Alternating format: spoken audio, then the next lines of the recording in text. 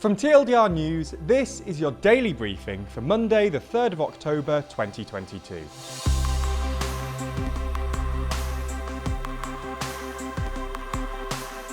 Good afternoon and welcome to a very special episode of the Daily Briefing, the Election Special. Over the weekend there were a number of elections across Europe, in Bosnia and Herzegovina, Bulgaria and Latvia, and in Brazil. And as such, we thought we'd bring you up to speed on the background of these elections and what it means for the future of each respective country.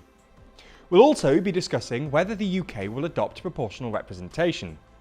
If you want to watch this, this is only available on Nebula. You can find out more at the end of the video. But before we begin, we should mention that this will be the last daily briefing for a week or so, owing to staff absences. Don't worry though, because we've just hired a new editor, which should ensure that we don't need to keep turning the briefing on and off. Anyway, let's start with Brazil. Brazil's presidential election was perhaps one of this year's most anticipated votes. As the world's fourth largest democracy, 12th largest economy, a country with huge natural resource, and of course stewardship over much of the Amazon rainforest, Brazilian elections are always significant. This year's is particularly dramatic, as incumbent right-wing President Jair Bolsonaro is being challenged by leftist former President Luiz Inácio Lula da Silva, known as Lula. The battle has been described by some as a clash of the titans.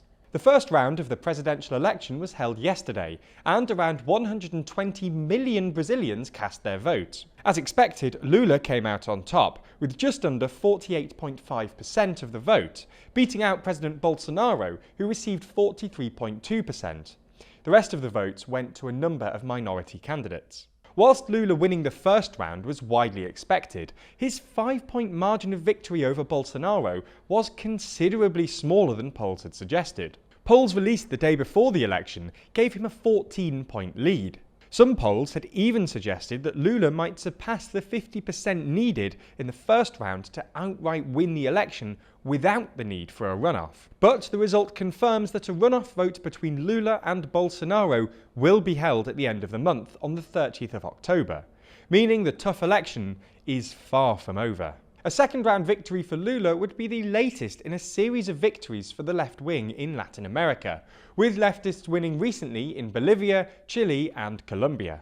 It would be a remarkable comeback for the 76-year-old who left office after 2 terms in 2010 with a record-high approval rating, but just 3 years ago was sat in a prison cell after being handed a 12-year sentence for corruption. This conviction was later annulled, paving the way for his presidential run. But the narrower-than-expected first-round results might have brought Lula and his supporters back down to earth. A Brazilian academic and journalist said the results showed that Bolsonaro and Bolsonarism were alive and kicking.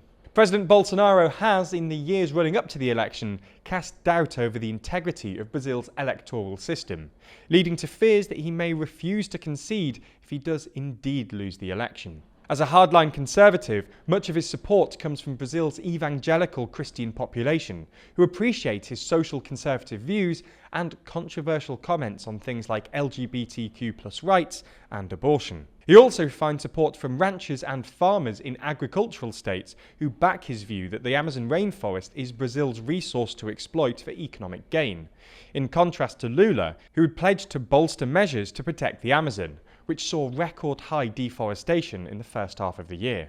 So the deeply polarised election will continue until the end of the month, and the tough rhetoric will likely ramp up. Bolsonaro has positioned himself as the defender of traditional family values and has called Lula a thief who will turn Brazil into Venezuela. Lula has previously referred to Bolsonaro as a madman and will be hoping that the memories of his popular government and things like Bolsonaro's chaotic handling of the COVID pandemic, which left almost 700,000 dead, will propel him to victory.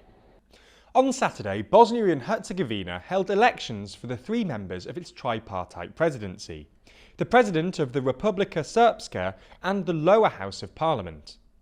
To understand these elections, you need to know a bit about Bosnia's electoral system. Bosnia and Herzegovina is split into 2 so-called entities.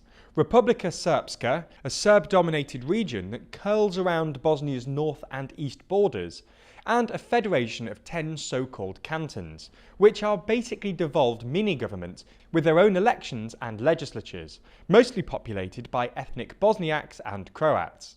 These two entities have broad autonomy, but are linked by shared national institutions, including the presidency.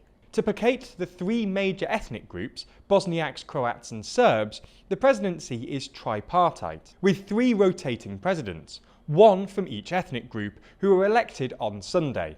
While the Bosniaks and Croats elected relative moderates, the Serbs elected a rather more extreme Serb nationalist, who's in favour of Serbian independence from Bosnia and Herzegovina. In more bad news for Bosnian unity, it looks like another Serb nationalist, Milorad Dodik, was elected as the regional president in Republika Srpska. The election was overshadowed by the decision by the High Representative, an unelected German called Christian Schmidt, to impose a new and continuous electoral law just minutes after the polls closed, sparking fury amongst basically all the candidates and accusations of electoral fraud. There's more on the way, but be sure to subscribe and ring the bell to make the daily briefing part of your daily routine, or just search for us on your podcast app to listen along. On Sunday, Bulgarians voted in their 4th election in under 2 years, and it appears as though the country's protracted political crisis may continue. While results are not out in full, exit polls and preliminary results suggest that the conservative opposition GERB party, led by former Prime Minister Boyko Borisov, will come out as the largest party, with some 25% of the vote. In second place, with around 20%, looks to be the reformist We Continue the Change party, led by Kirill Petkov, whose cabinet collapsed in June, paving the way for Sunday's snap election. The EU and NATO member state faces a number of issues, including rising energy costs and inflation, questions over Russian gas, as well as entrenched corruption. An issue that was at the centre of large protests against Borisov's government in 2020 and 2021. The results may well result in Borisov returning to office, having already been Prime Minister for more than a decade until 2021. But forming a functioning coalition will be an uphill struggle, as many of his political rivals accuse him of allowing corruption to flourish during his tenure and have ruled out working with him in government. Latvia's centre-right New Unity Party came on top in Saturday's election, meaning incumbent Prime Minister Krišjānis Kariņš is on course to form another coalition government. The difficult economic situation, rising energy prices and Russia's invasion of Ukraine were all on the mind of voters, and the results mean that Latvia will continue to be decisive and vocal in its stance against Russia. The election saw a considerable rearrangement of Latvia's parliament, with a number of parties falling below the 5% threshold required to get any seats, including the centre-left Harmony Party, which was something of an umbrella party for Latvia's ethnic Russians. It was a dramatic fall for Harmony, which had been the largest party in the last 3 elections. Meanwhile, Prime Minister Kariņš's New Unity Party went from being the smallest party in Parliament at the last election to being the biggest. That's all we have time for on YouTube today, but if you want to see our discussion of proportional representation in the UK, then watch the extended ad-free edition of the Daily Briefing over on Nebula. Nebula subscribers not only get everything you've already watched ad-free, but also an extended edition of the show every single day, available to watch on Nebula or stream on your podcast app of choice. So if you want to support the channel and get a more extensive daily briefing every day, you'll want to sign up. And there's good news. Our friends at CuriosityStream, the streaming service which offers some of the best documentaries, is offering a deal whereby you can get both platforms, CuriosityStream and Nebula, for less than $15 a year. That's all the best documentaries you could want on CuriosityStream, and then more TLDR on Nebula, including the extended briefing, other full exclusive TLDR videos, and it's always ad-free. Click the link below to get both services for less than $15 a year and support the channel.